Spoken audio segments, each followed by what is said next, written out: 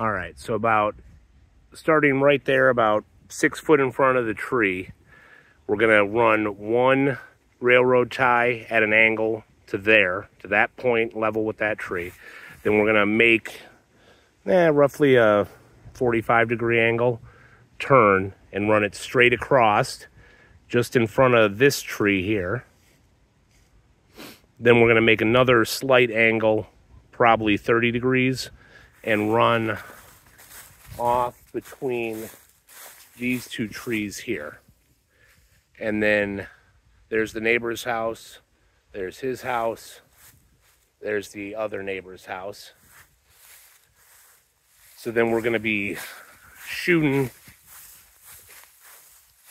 in this direction towards the outhouse, and we're gonna make the height of it about 7.5 foot there.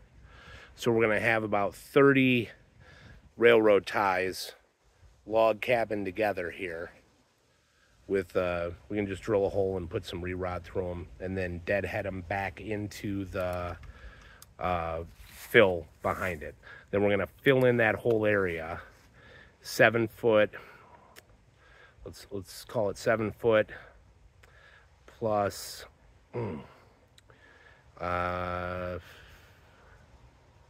7 foot high by 7 foot deep by 30 foot wide. So you got